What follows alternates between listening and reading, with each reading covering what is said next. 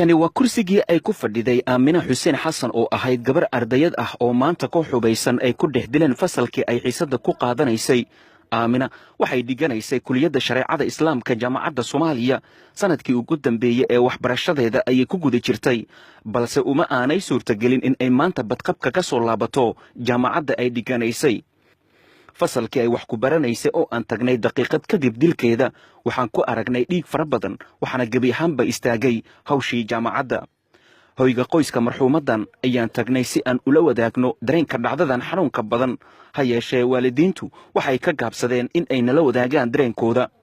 Cabdullaahi Maxamuud Maxamed oo ka mid ah mas'uuliyiinta jaamacadda Soomaaliya ayaa TV-ga Universal u sheegay in ay aad uga xun yihiin dhacdadan isla markaana ay saamaysay jaamacadda. waxaan tacsiyo u dirayaa dhammaan ehelkii iyo qaraabadii. waxaan kaloo tacsiyo u dirayaa dhammaan ardayda jaamacadda iyo maamulka intaba ana ka wakiila maamulka jaamacadda. waxaan leenahay inna lillahi wa inna ilayhi raaji'uun. intaas kadib gabadha Aamina waxay ka mid ah ardayda jaamacadda, waxay dhigan jirtay kuliyadda shareecada, waxay ku jirtay sanadii ugu dambeysay waxbarashada xilligii break-ka oo ardaydu ay ka soo baxeen kalaasyada qaarna ay galayeen oo la isdhaafayay ayaa falkaas dhacay. gabadhan waxaa loogu tegay qolkeedii kalaaskeedii iyadoo weli macallinkii hor taagan yahay ayaa dad rubaysan u galeen meeshiina ku dileen.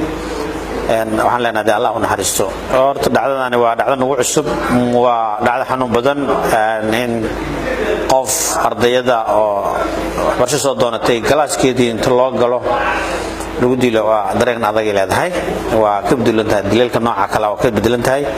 waxaan u samaynaysaa dareen aad u badan ma ku habboonayn in ficilka noocan oo san u dhaco sanad u qabasho.